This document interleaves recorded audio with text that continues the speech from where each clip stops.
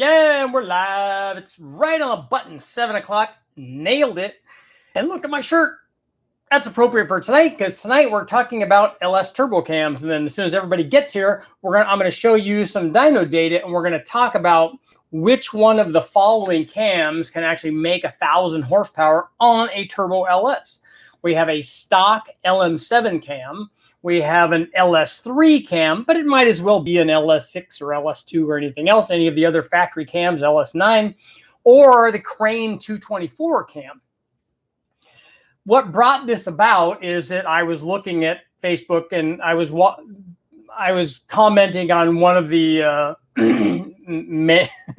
many streams that were on there that mentioned some of the testing that I did, and people were talking about, oh yeah, I'm using this stage 2 cam and I'm wanting to make 1,000 horsepower and I have this turbo, and people are all chiming in, telling them, oh, you'll never make it with that kind of cam. That cam will never do 1,000 horsepower. And I'm thinking, are you guys just like brand new to this? What's the deal? Have you not read anything or seen any of the videos that, not just me, that other people have done, and how much power people have made with different types of camshafts? And that's the other thing, is that there was the string of comments in this post about how people are explaining how cool their combination is and how their combination is the go-to one that everybody should be using. Their cam motion cam or their Texas speed cam or their magic stick or their stage 25 or whatever it is, and how it runs 129 in the eighth or whatever their numbers that are using, and like that's some kind of back-to-back comparison, which we know that it's not. And the thing that there are several things that are going on there. One, they're not realizing that even if they were successful using a cam from, Steve over at Cam Motion, who does awesome stuff, from the guys at Texas Speed, who do awesome stuff, from Brian Tooley, Comp, anywhere that you get your camshaft of choice, what they don't realize is the fact that they had success doesn't mean that there's only success with that cam. and I know, because I'm guilty of this. Not that long ago, I was totally guilty of this, about worrying about picking the right cam because we wanted to make the quintessential 1,000 horsepower, because that's always the talking number. We want to make lots and lots of power. And obviously we got, we're wanting to make big power. So we got to have a big cam in it. And then the other thing that they're obviously worried about it, because they're actually using it in the vehicle now.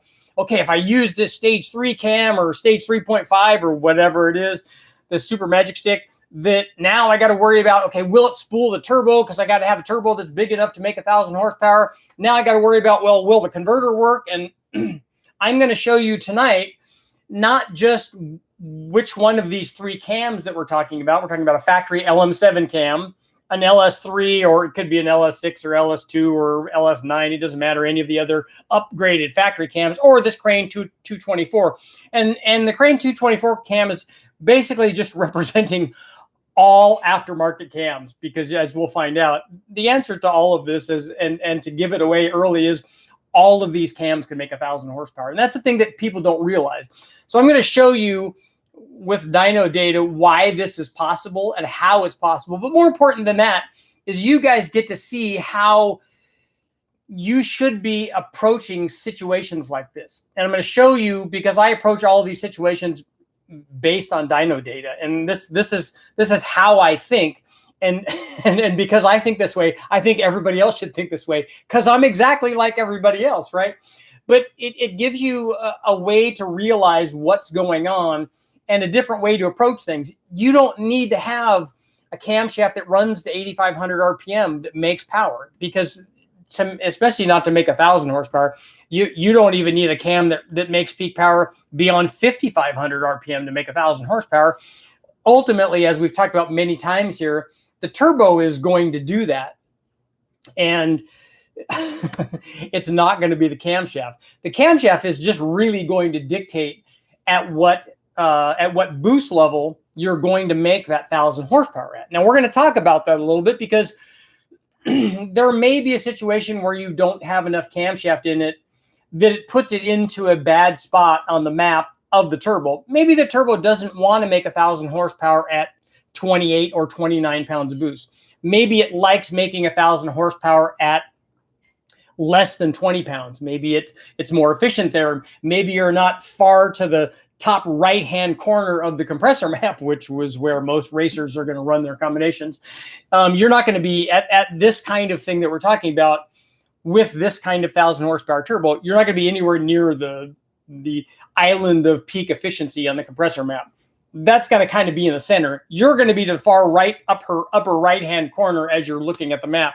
And so you don't have to worry about being in the, oh, this one's at 73% efficiency. It's not going to be. It's going to be, you're just going to be trying to get all of it, unless you use a really big turbo, and then you have to worry about lag. But we're going to talk about why that might not be a bad way to go, especially with these milder cams. So what I want to do is I'm going to see if I can bring my screen up here. Yes, wrong cam and a crooked green screen. I moved it out of the way. It was directly behind me. I'm just trying to figure out now, because I have limited space in here, the lighting and the distance and all of that. I've played with it a little bit, and it's kind of fun, and I'm looking to make this better so that you guys are not just looking at bookshelves that need to be organized. But it's all good stuff. But now what I'm going to do is move my camera around, and then I will show you what, let's see, we'll try to minimize this, and I can bring up my turbo stuff. So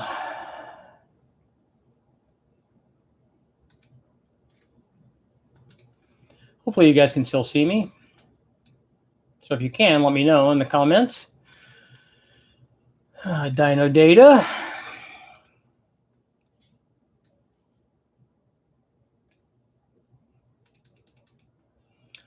So we're going to show you why 5.3 Ultimate LS Cam. So we're going to see if you can, yeah, I guess you could probably still see me here. So what we'll do is I'm going to bring you around and show you what's going on here.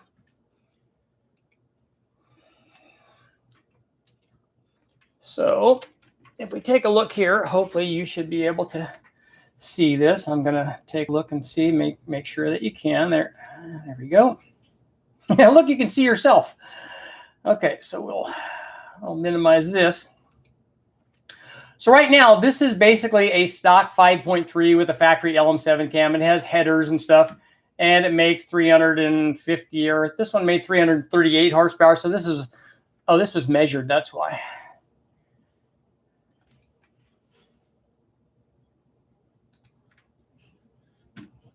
So that's why we're going to do this here. I'm going to get out of that. Okay, so we're at 350 something horsepower. You're at 352. Hopefully you can see that. Make sure here. There we go. I'm going to minimize you. Move you over to the side a little bit over here. So this is our, and I'm going to get rid of my channel order.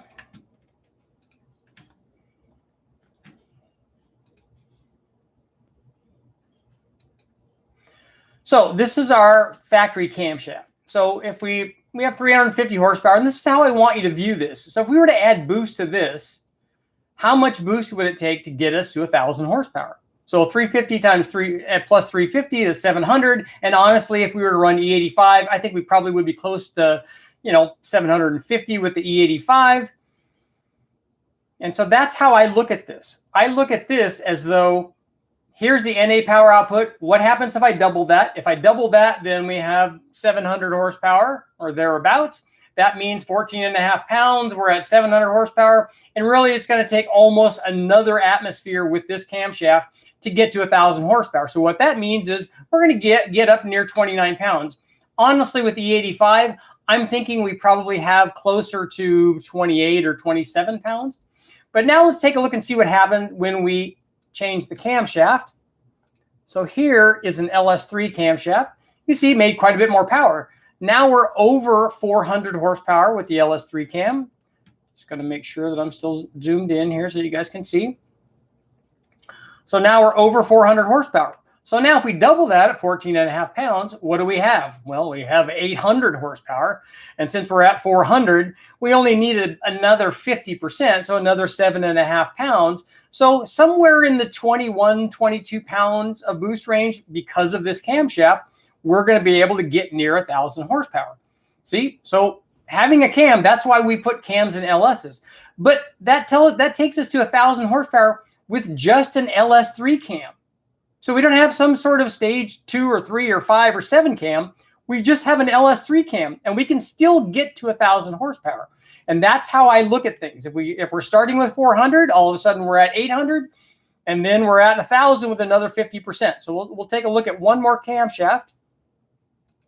That's the Crane 224. All of a sudden we're at 440.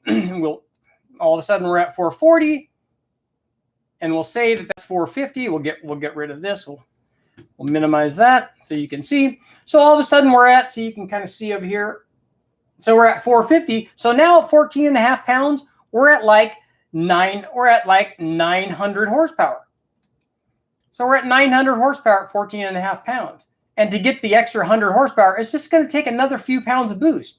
So all of a sudden we're under 20 pounds making 1,000 horsepower. So that's the benefit of the cams.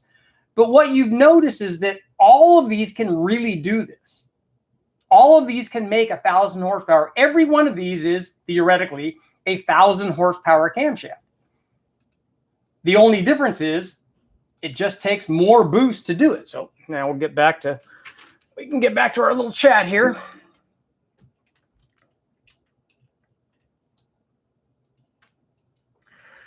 So, and this is what I tell people when they're talking about turbo cams, is that honestly, I don't think I would pick, if I'm trying to make 1,000 horsepower, I don't think I'd pick a stock cam. Let's see. So I don't think I pick a stock cam. In my opinion, it takes way too much boost to do that. But theoretically, you could do that if you wanted to. Again, assuming that the turbo that you pick, like an S475, an S480, the Precision 7875 or 7675 CEA billet double throwdown turbo that I have in the thumbnail, if you have that, something like that, a 1,000 horsepower or 1,000 plus horsepower turbo, and it will make that 1,000 horsepower at that very high boost level, at that high pressure ratio, then you can do it with a stock cam. I don't know why you would want to try to do that, but you could. And because you could do that with that cam, it really means that you can do that with almost any other cam. If you put a torque cam in, a stage 1 truck cam, even all the way up to something very big, like let's say that you put the biggest cam in that you could fit, with the available stock piston to valve clearance, like a Comp 469-ish cam, something in the 231, 232, 233 at 50 on the intake side, where you start getting very close to piston to valve clearance. And that camshaft will also make 1,000 horsepower with that 1,000 horsepower turbo. It's just going to do it at a lower boost level. Now, if you can get the thing making 450, 460, 470, with the right kind of camshaft, which I think is possible, and especially if you did a little porting to the head or a big valve version of that head, you can certainly do that. And you just do it again at a lower boost level, and that's all that happens. So there's in this group and on this post, there's all this bickering about all these guys. Oh no, you need this double throwdown magic stick, and you need all these things. And I'm like, guys, you don't need any of that stuff. You just need a camshaft. So pick the camshaft, and you guys have heard this many times. Pick the camshaft that you want that's going to give you the power in the RPM range that you want. And honestly, a lot of that is going to be dictated by the intake manifold too, because it kind of controls that as well. So if you don't want to rev to 8,500 RPM, pick a manifold like a Fast or a Truck or a TBSS that's going to be a 6,500 RPM or maybe a 7,000 RPM camshaft or 7,000 RPM intake manifold on a 5.3 with a cam in it. And it can certainly do that. And especially with any kind of upgraded cylinder head, it would certainly be still making power there. And if you did that, then you could make the 1,000 horsepower in that RPM range. And like that 224 cam, that's an excellent cam. That's a 1,000 horsepower cam as we saw at the right boost level of factory LS3 or LS6 or LS2 or LS9 camshaft. Those are all 1,000 horsepower cams too. It just matters how much boost you add to your starting figure, because if you start at 400, you have to add a certain amount of boost. If you start at 450, you have to add less boost. If you start at 500, it's just 14.5 pounds, and then you're at 1,000 horsepower. If you start at 300, you you got a tough row to hoe. But all of them can get there just at the right boost level. And the reason that we've talked about this a lot is that the reason that I like to do it at the lowest boost level is because as you start going up in pressure, you start going up in temperature, and it gets harder and harder for things. You also start having to worry about back pressure, because as you go up in boost, you go up in back pressure. Also, as you start going up in power, you start going up in back pressure. So there are a lot of things to look at. But from a theoretical standpoint, and these apply too, because I know that I've run turbo stuff on lots of different camshafts on everything conceivable. And every time we add boost from the turbo to whatever's there, from a stock cam all the way up to the biggest cam that we can fit in the available piston valve clearance, it does the same thing. It just multiplies what's there. So it just matters, if you want to get to 1,000 horsepower, how much you have to multiply it. So that's my discussion for tonight. The other thing I wanted to bring up is, if you guys haven't taken a look, make sure to go over and take a look at the video that I just posted today. We're comparing a 454-inch Gen 6 big block Chevy to a 460-ish. It's actually bigger than that because it's 60 over. Big block Ford. And naturally, all the Ford guys and the Chevy guys are arguing back and forth about which one's better. And already, I had to kick one guy out. I had to boot him. I'm sure he's going to come in here and post a dislike comment or whatever, because he's just being a jackwang. I mean, there's no reason for people to be, you can go on and say, yeah, I love Fords and Chevys are terrible, and I love Chevys and Fords are terrible. You can say all that you want. But when you go on and are disrespectful to other people that are making comments, you're gone. So I'm not going to put up with it. So I already had to do that. And hopefully, that the guy learns something and comes back. I want him here. I want him part of the thing. And I want him to have his own opinion. You just need to learn how to express it. That's one of the things that we had going on. So if you haven't taken a look at that video, go check it out. It's good stuff. And what happens basically is two engines that are similar displacement actually make similar power. And the reality is that shouldn't be too surprising. I mean, if we have two 5.3s and they have the same kind of stuff on them, they're going to kind of make the same power, no matter how much you love one manufacturer over the other. That's just kind of reality. All right, so let's see what you guys got going on. Yes, everybody go right now. And even in this video, I did something. I showed you how to hit the like and share and subscribe and ring the bell buttons. I actually showed you how to do it. So everybody go and hit the like button at the very least, man. Come on. We're all here together. Let's see what we got going on. Let's see. Mike, I thought that you would be happy that we did a big block Ford. Now, I'm sure it didn't make as much power as your Mustang big block Ford, but it's still good stuff. BTR Stage 4 truck cam, 2006 5.3. I did run, Charlie, you should be able to take a look and see. I ran a Stage 4 truck cam, and I think that video is up, because I ran all of the newer stuff, not the brand new stuff, the Gen 2 or version 2 stuff, and I ran the Stage 4 stuff. So but I honestly, I can't remember off the top of my head how much power it made.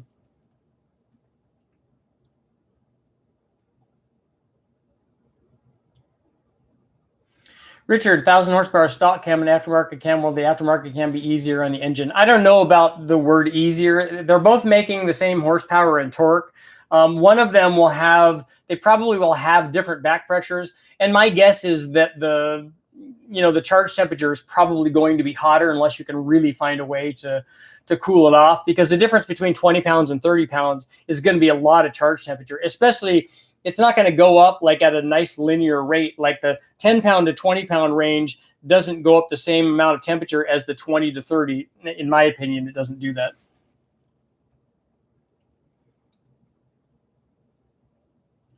A lot of lift is hard on the engine. I don't know about being hard on the engine. Lift is sometimes hard on the valve spring for valve spring life. I got 1,000 horsepower, 799 LS6 heads. That shouldn't be hard. A 799 head, a 243 head, a 706 head, an 862 head, a 317 head, a 241 head. All of those heads are also 1,000 horsepower cylinder heads.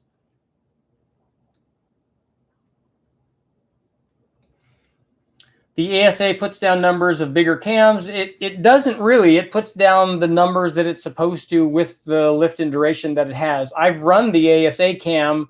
We ran that on Mike Finnegan's twin turbo deal, and it did what we would expect. And I ran it NA, and we ran it under boost, and it followed the formula just like it's supposed to.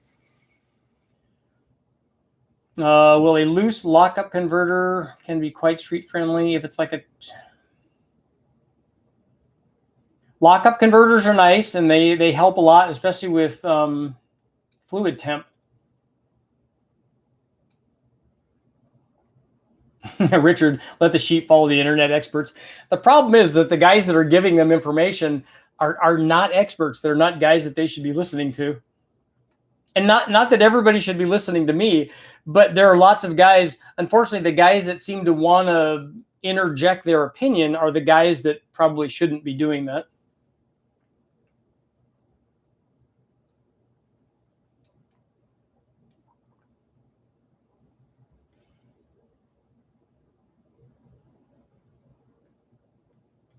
Can I get any of the modern inverted rotor 2650 TVS? A TVS and a Whipple are completely different things. One of them is a roots blower, and one of them is a twin screw blower. So they're completely different kinds of blowers. They're both positive displacement, but the design of them internally is completely different.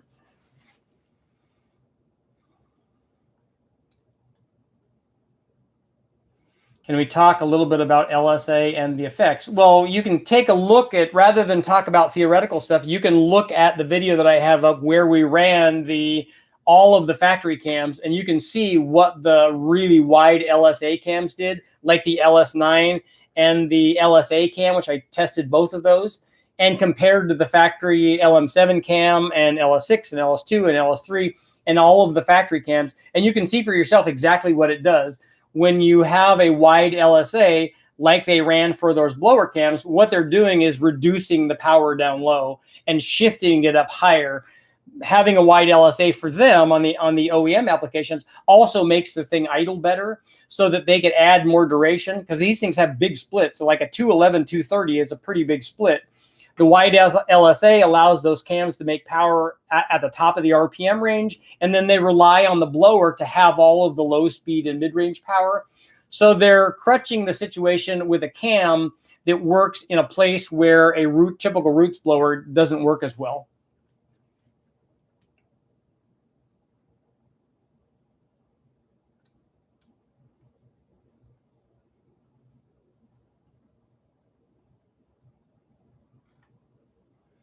Takes a very special kind of engineer to make less than 350 horsepower on an engine dyno with no exhaust, no accessories, and no intake.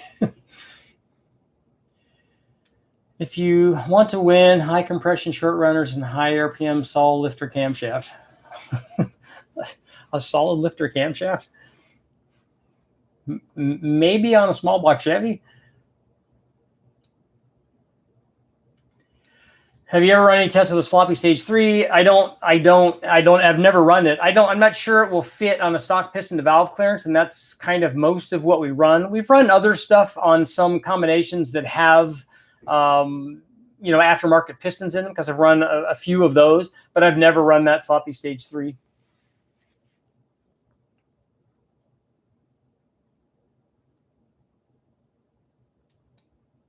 Never recalled the jack wang.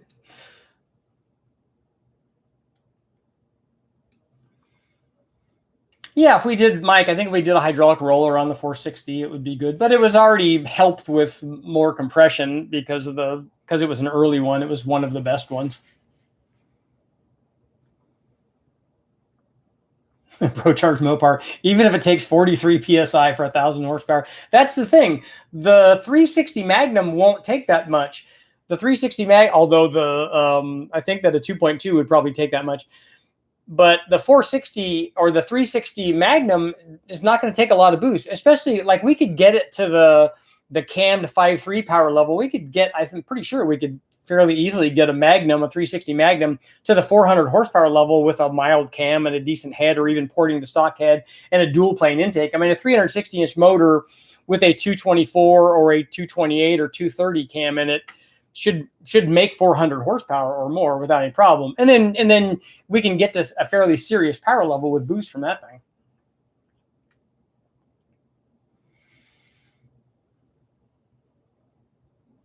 CB Racing, what's a 2P2?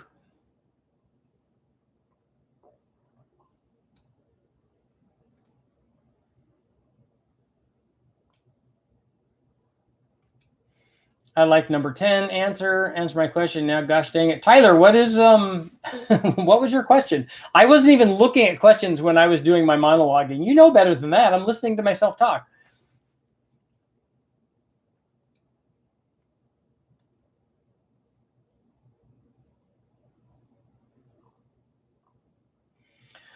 A 392 Hemi. I don't even remember seeing one of those at Westech. I'm sure they had to have bring one. I'm sure somebody had to have brought one in, but I never have.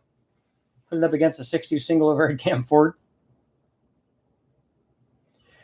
Eduardo, 6-liter with a 228, 232, 114, 600 lift, S400. That's a good combination. That'll make good power. You'll be able to get everything that turbo will do out of that combination.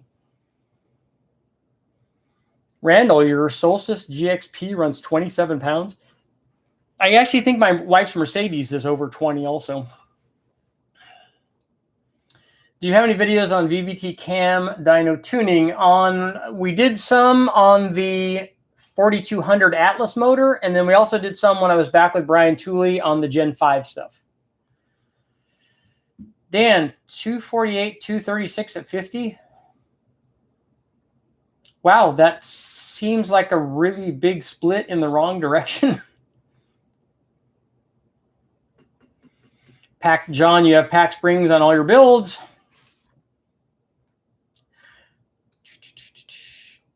We need the big block modular to come in and make a name for itself. They're actually getting kind of cheap in junkyards. So is that the 7.3 that you're talking about?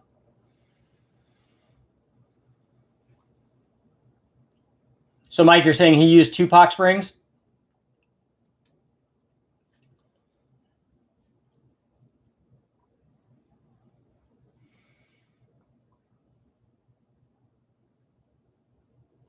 Raceworks, if you take a look at the video that I have up where I changed just the LSA, there is a video up on that already.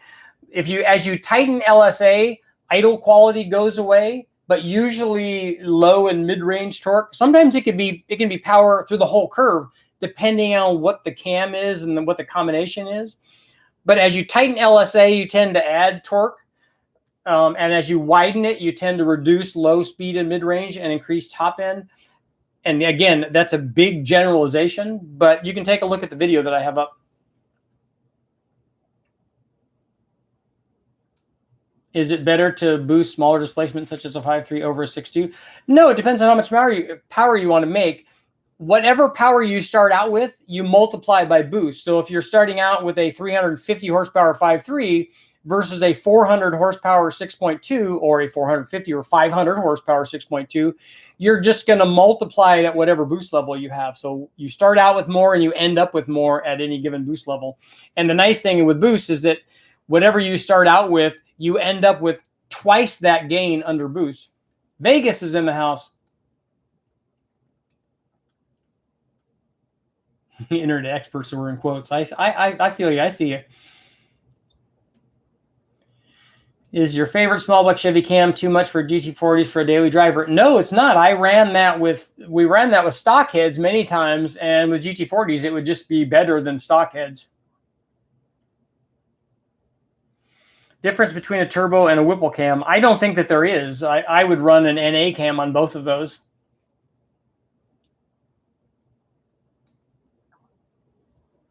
People get mad when they say smaller motors love boost. Every motor loves boost. Sloppy stage 2 and an M122, that will work.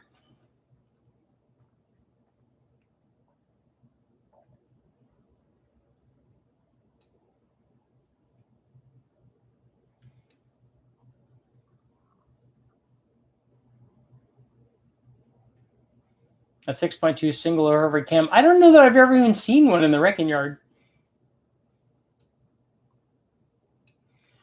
Juice Man, when are you going to start doing more stuff with the LT 6.2 stuff? Take a look. I have stuff up already. We ran some stuff up. We ran some stuff with Brian Tooley, and I have more stuff coming from him.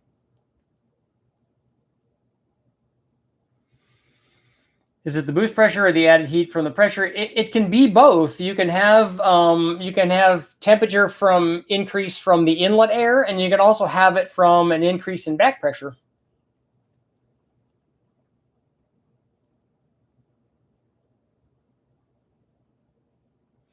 Tyler, I think a Turbo 350, it might have to be worked over a little bit for if it depends on if the 3800 is a supercharged version or a turbocharged version. You know, guys have run Turbo 350s that have been beefed up a little bit. I had one in my Camaro with a shift kit in it, and it worked really well, although I was probably only making about 350 horsepower or something. 6 liter with a trick flow 228, 230. That sounds like a sloppy stage 2 for street. While turbo size result in different air intake temps. Your air intake temps are going to be more based on what the boost pressure is. It goes up per pound of boost. If you have a small turbo that has a lot of back pressure and you're really trying to get to the end of the flow limit of the small turbo, then yeah, you could have more temperature.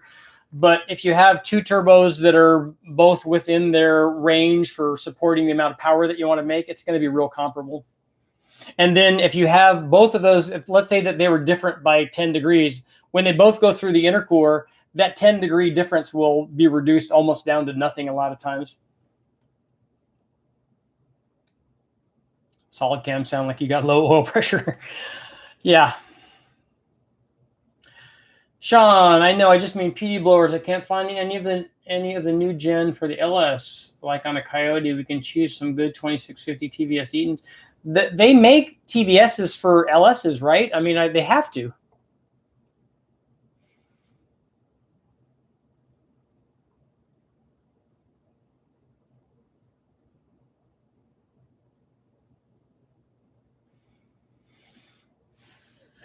I don't know if Kenny Bell has stuff for the LS anymore or not. I'm sure Whipple does.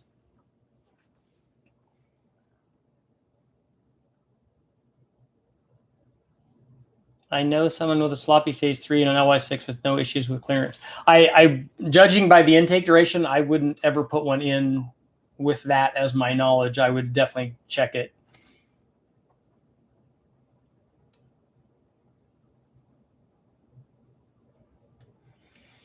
Mark Christopher, I really loved having that Ford. We did a lot of great things with that Focus, and I loved having we went through lots of stuff with the blower and cams and ported head and all kinds of craziness.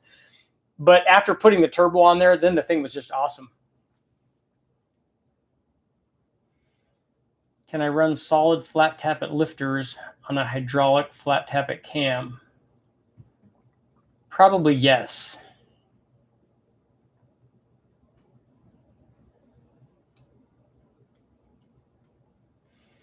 We should do the Dodge 2.2 versus one of my H22s. I don't think that that's a really fair comparison. A 4-valve H22 VTEC motor versus a 2.2 8-valve Dodge motor.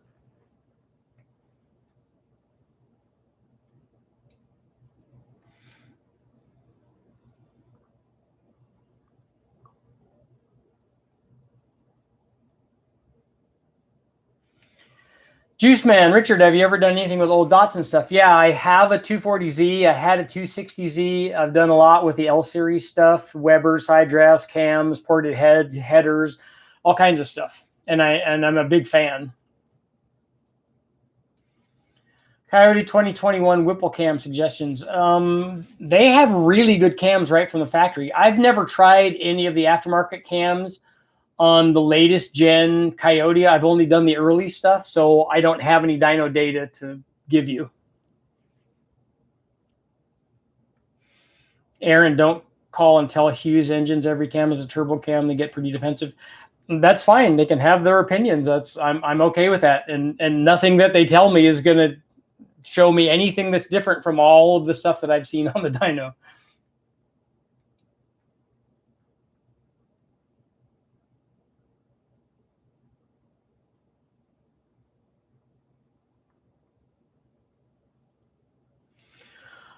This is what we like to hear. MDOE8. I'm actually in the garage working on the car tonight. Perfect. Have you going on the background? So maybe I should start singing or making car noises. If you guys noticed, if you guys watched the video, that the Ford sounded differently. So I had to practice that. So I had to make the Chevy big block sound different than the Ford big block, which are different than when I do my VTEC noises too.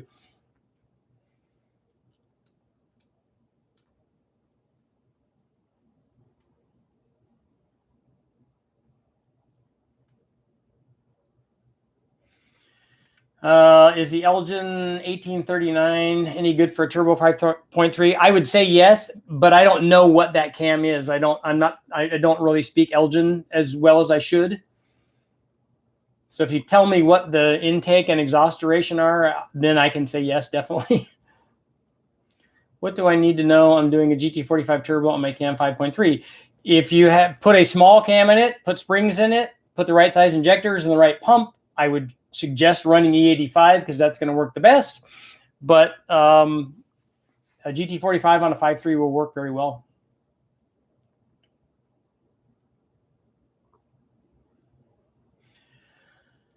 They're Porsche heads. They're just that way.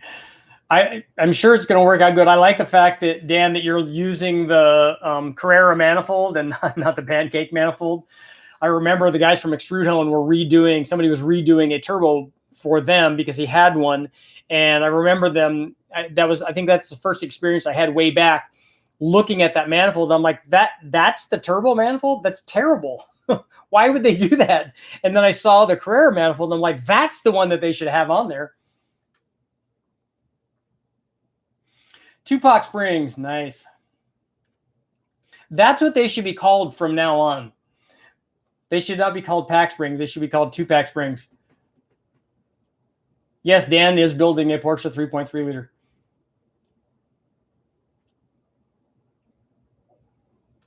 Upgrades on the Triton V10. I agree. That would be kind of cool.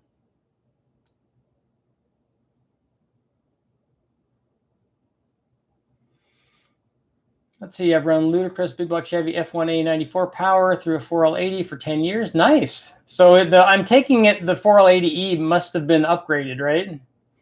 Because a big block Chevy with an F1A94 if is 4-digit stuff. Well, we know from testing those.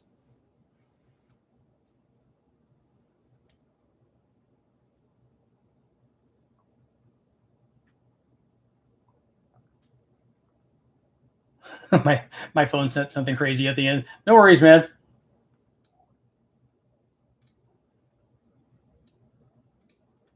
Dan, you're in NorCal? Where at? What city are you in? All cams are turbo cams. My motor's going in the Nova. I just want to get the Nova running. At this point, I would just put a carbureted Vortec L31 in there or something.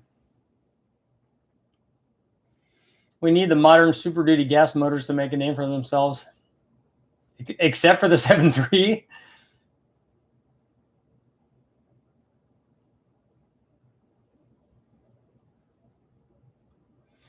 Tyler, man, you come here. Everyone's going to help you. Jimmy, we are going to do a Big Bang LT motor, and the sacrificial one is going to be my L83, the 5.3 liter, the Gen 5.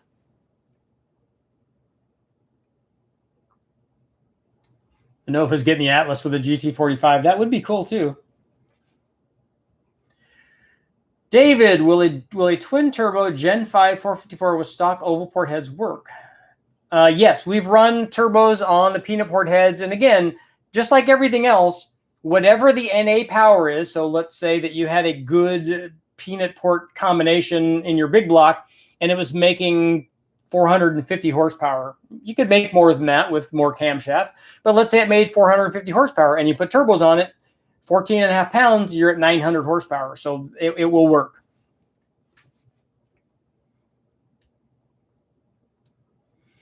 The Stage 1 Summit truck cam runs great in my 5.3, 205, 217. Yeah, that should be a good one. Do you have any good book suggestions for intake and exhaust manifold design? I don't. I haven't read anything on the design. What I can tell you is if you're trying to design stuff for the turbo, don't worry about it. Any stock exhaust manifold will get the exhaust to the turbo and it will work. If you're trying to race at the Indianapolis 500 and you need an optimized deal, you can look and see what a header does, and that will be better.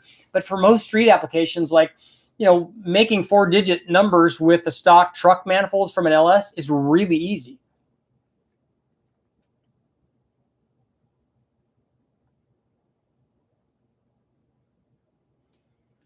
Ian, I have pallets and pallets of brand new 6.2 LT blocks sitting on the floor at work. They are all rejected. Nice.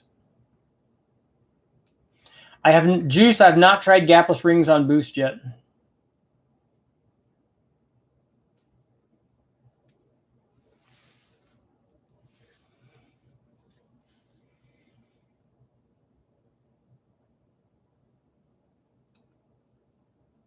David, the problem with 106 to 118 LSA cams is that they're much more difficult to tune on an LS.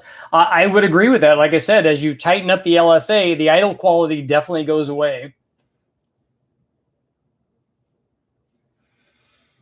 And if you can run it, and you don't have to idle it at 600 RPM, you can idle it at 900 RPM or 1,000 RPM, which is what we do on the dyno, because I really don't care about idle quality. So if you tighten up the LSA, the nice thing is you usually get a lot more torque production.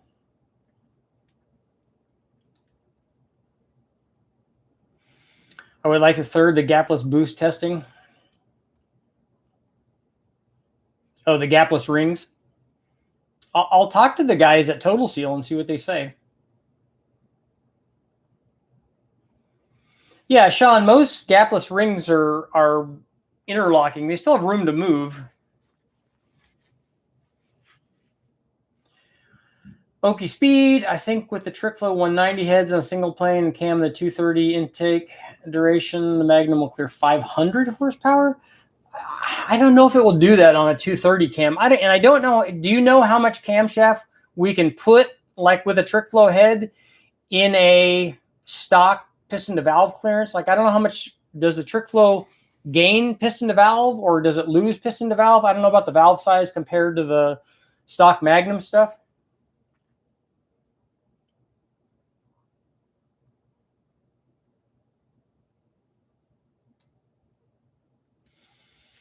Your Buick 215, there should be shorty headers available for that 215, right? And you could use those for turbo applications.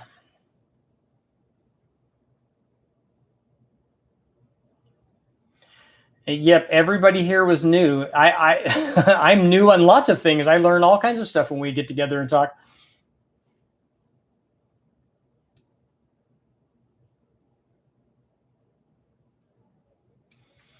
Dan, I've tried gapless rings on my Engine Masters entry when I did that way back. I didn't do a back-to-back test because we just put the motor together with those rings at the suggestion of the guys from Total Seal. Steven would like to see more 400, the 455 Pontiac stuff. I agree, me too. Aaron, the H22 stays NA and the 2.2 Mopar gets boost. Then it's a fair comparison. Then I think that the 2.2 wins. So here's a question on the 2.2. Is there any way to get that thing to make 4-digit power numbers? Have you done anything with the L series 4-cylinders like the 510s? Yes, I've only done chassis dyno stuff on the 410, on the 510s. But it's still an L series, and it responds the same way as that. You just have 2 sets of side draft levers on it instead of 3, like the 6-cylinder does.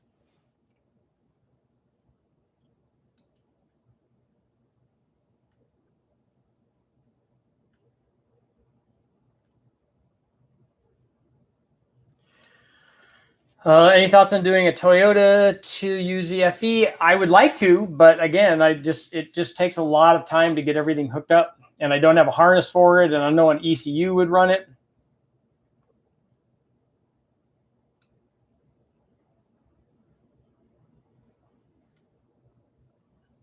the 5.7 liter LS1 still exist? They don't make it anymore. All cams are boost cams. Yes, they are.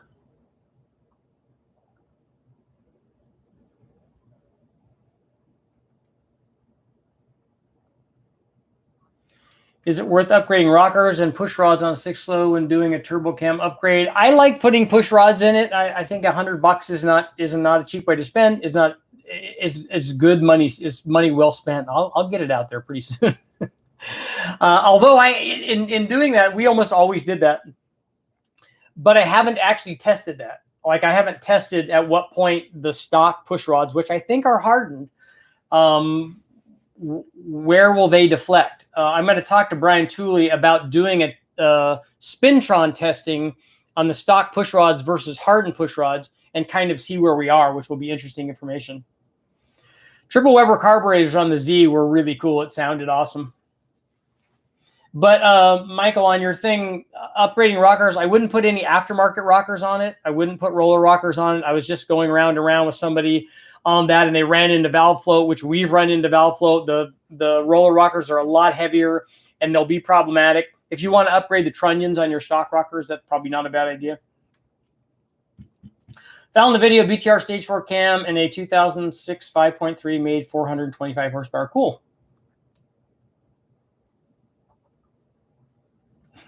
I don't know if I can get the pitch high enough for the flat plane crank noise, but I'll try it. Have you ever tried a comp thumper cam? I've never run one in any of the motors that I've run, and certainly not on a 400 Pontiac. I know that in talking to Billy, they kind of made them for sound, but they make power too. Draw through quadrajet noises would also be good. I think a draw through quadrajet noise would still be the quadrajet noise, so I can do that.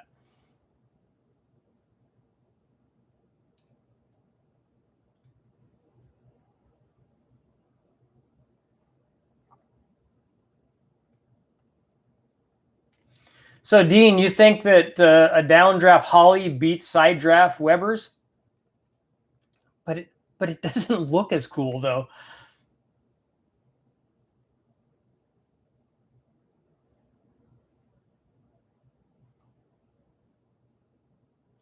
Sean, I agree. I'm going to see if I can run some Gen 4 VVT cam testing when I go back and see Brian, because they have the ability to run VVT cams back there. I'm going to get my LS53 built as a dart block is very good. Yes, I agree on the pancake thing.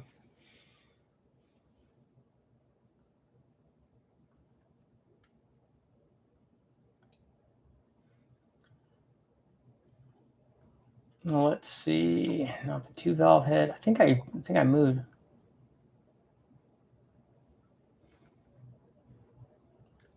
I think I'm forgetting a lot of. I have a lot of cool questions here that I want to go through. But I'm behind though. Compare the 2.5 con block to the 2.5 twin plug Lima. Oh my gosh.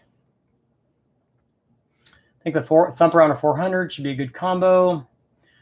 Mike doesn't think we can do 1,000 horsepower with a 2-valve head. Megaspool, do you have any experience or data with reverse split camshafts on a turbo LS application? I've run reverse split camshafts NA, but I don't remember doing them on a turbo. They make less power NA, so I only suspect that they're going to make less power under boost.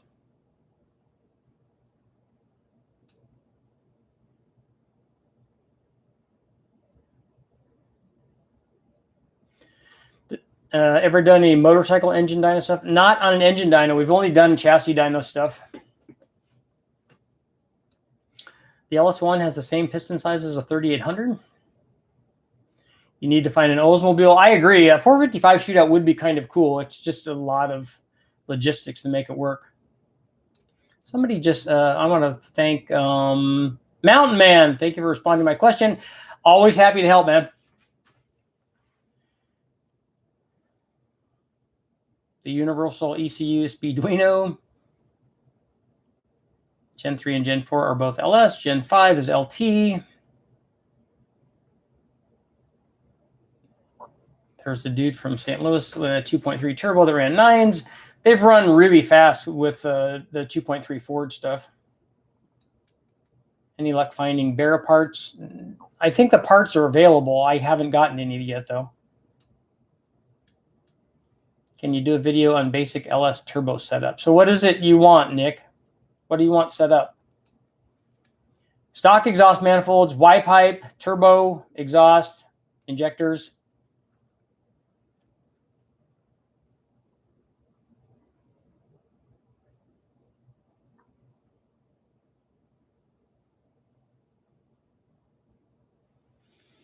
Instead of regulating boost with a wastegate, is it possible to bleed excess boost to a container? Are you going to pressurize a container with the turbo? A 400 shootout. That would be interesting. A Pontiac, Chrysler, Chevy, small block. Oh, and a big block. Okay, vehicles, Pontiac, and even an AMC 401. That's an awful lot of stuff to get together.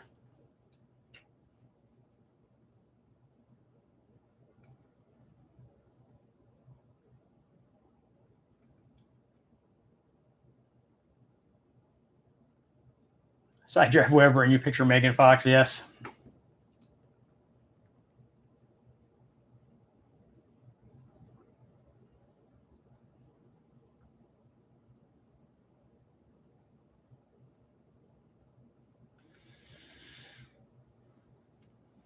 Oh, Tim's firing shots at the Quadrajet.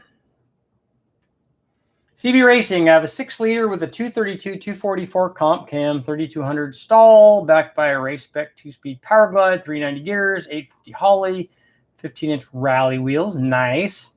86 Buick Regal. Is this a good horsepower foundation? Yes. You didn't tell me what the, is it carbureted? Is it fuel injected? And then it's a good application for boost. Do you upgrade the lifters and push rods on your turbo motors? Push rods usually, lifters no. Not on the wrecking yard ones. You want to see 3 side drafts on the 292. It's hard to find that manifold, and it's probably expensive.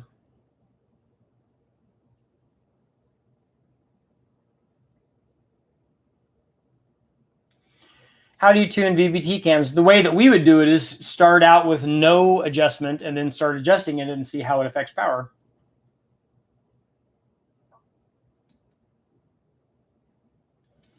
.302 versus 305 versus 307, built as similar as possible.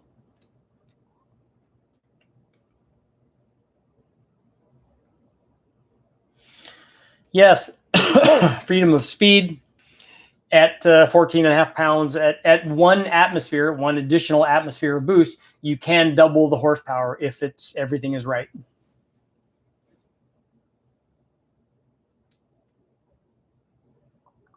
Uh-oh, speed bumps on Mulholland. That's not good.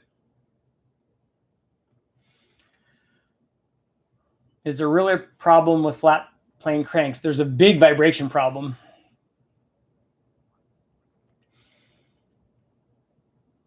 I have not done a big block Mopar 400. I would like to, though. I like those. I have a trick flow top end kit that I want to put on a Mopar, and I'm thinking either a 440 or a 400, some kind of stroker deal.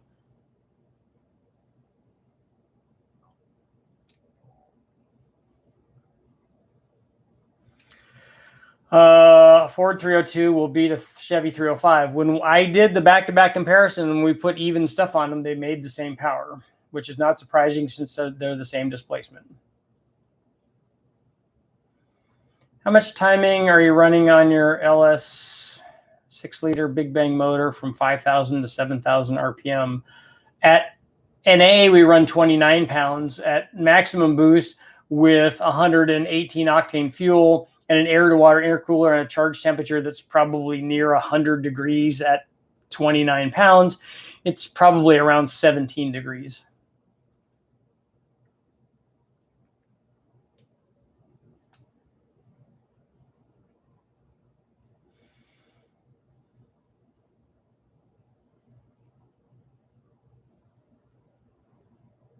So, Mark Christopher, you're saying that the turbos were storing excess boost in a tank behind the American-style rear bumper in the World Rally cars? the best cheating in World Rally is what Toyota was doing with their restrictors.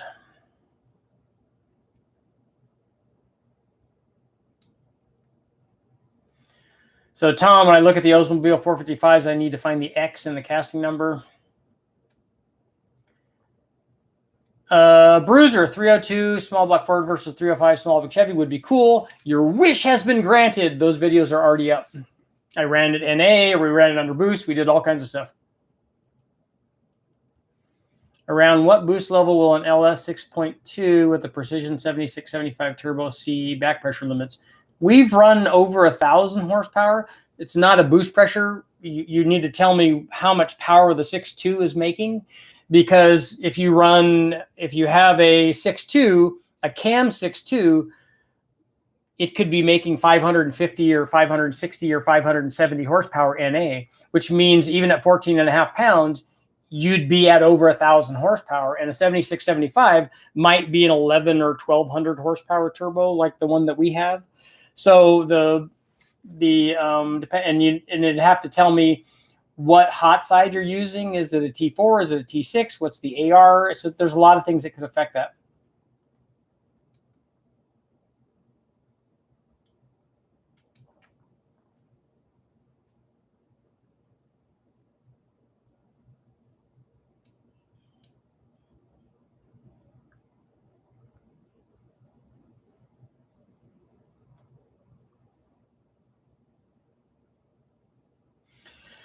Yes, Lancia did some cool stuff too. Their Delta Integrale with the turbo and the supercharger was kind of cool.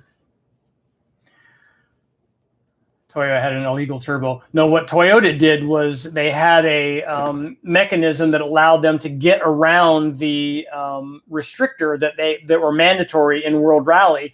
And basically, it's separated to allow air to bleed in past the restrictor, and then it sealed itself shut. And then the thing went through tech a number of times before finally somebody recognized that, hey, I mean, many times. I want to say that it's like 10 or 12 times.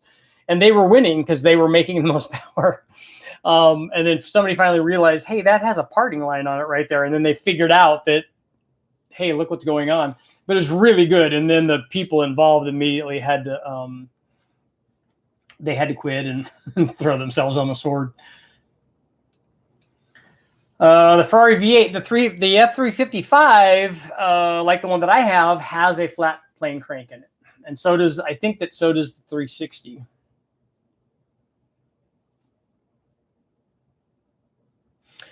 A 308, is a 308 a flat plane crank?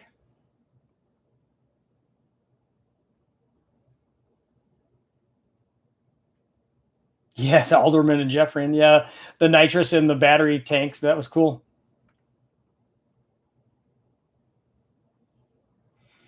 If you built a 302 small block Ford for an Engine Masters type build, maximum average power, what heads would you use?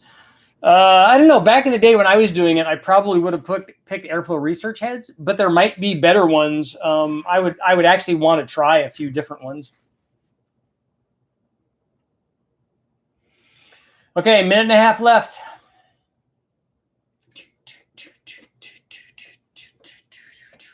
So does everybody understand that when you look at how much power you want to make boosted, you should be able to look at any dyno result and go, hey, look, that thing makes 500 horsepower. The next thought out of your head is that's 1,000 horsepower at 1 bar of boost. And then when you get really clever, you can do 1.5 or half or 2, multipliers. And that's how you should look at every dyno result. The 170cc TFS heads are good. We've used those a lot. Admiral, where did I miss your paid question? I'm going to go back to it. Admiral gets the last question of the night. I'm going to scroll back up, man. Oh, here we go. Admiral, yay! Here's the first bit of money for the Big Block Modular Fund. The 6.2 liter, did you know Ford planned a 6.6, a 7 liter, and a 7.4 liter version of that motor at one point? They also had plans to add 3, 4, and possibly 5 valve heads to this 6.2 liter single overhead cam. Well, I appreciate the generous offer. I'm going to go ahead and after I get off here, I'm going to go take a look at 6.2 single overhead cam stuff and see what I'm missing. Like I said, I've never even seen one at a wrecking yard, so I have to obviously figure out what years they came in and stuff, and what the original power output is. I'm certain that there's absolutely no aftermarket support for a 6.2 single overhead cam. I'm not going to see any Raptors, I don't think, in the wrecking yard. That's for sure. But and the thing is, as I was talking about earlier, that if we look at the NA power output, and I tell the Toyota guys and the Nissan guys and all the V8, the different V8s that they want to run, I tell them this all the time. Look, if you have a 300 horsepower V8 like a Toyota, you know, in a Lexus, it's a 600 horsepower motor at 1 atmosphere, at 1, you know, 1 bar. That's what they do. And I know that everybody like a lot of these guys, they're young and they don't know, but they want that motor to be the secret motor that all of a sudden makes, you know, it's going to make 1,000 horsepower at 20 pounds. It's not going to. It's going to do exactly what it's supposed to do, like what every other boosted motor does. And you know, we like those, and it does what it does. And I wish that I had the resources and all of the information and, you know, the bell housings and the harnesses and the ECU. Like we have ECUs like that MS3 Pro will run a ton of stuff. The Holly will run a ton of stuff. We got fast. So if I had all of the other stuff to just get it on there and run it, it would be nice. But it's a lot of like problem solving and stuff. And sometimes it's, you know, 50 horsepower in that cheat. It takes a lot of work. Lots of 6.2s in F250s, but they rarely make it to the wrecking yard. Yeah, good luck finding this 6.2. Like I said, I've never seen one. I see lots of 460s. See lots of. I actually see quite a few big block 454 big block Chevys as well. Yes, all Ferrari except one 3.2 liter Lancia. Yeah, I've never seen one. I've never seen any 7.3. Obviously, I've never seen any of the like 5-liter Coyote based motors. Any of them. The wrecking yard that I go to mostly has 2.8 and 3.2 and 3.4 liter, like lots of Grand Am motors. It seems like. Thank you guys all for showing up. I will be back tomorrow. More videos going up tomorrow. If you haven't, make sure to go take a look at the big block versus big block, and then you guys can argue back and forth about which one is better, the Ford or the Chevy, and I'll let you in a little secret. They're both good. Thanks for showing up, guys. I will see you tomorrow.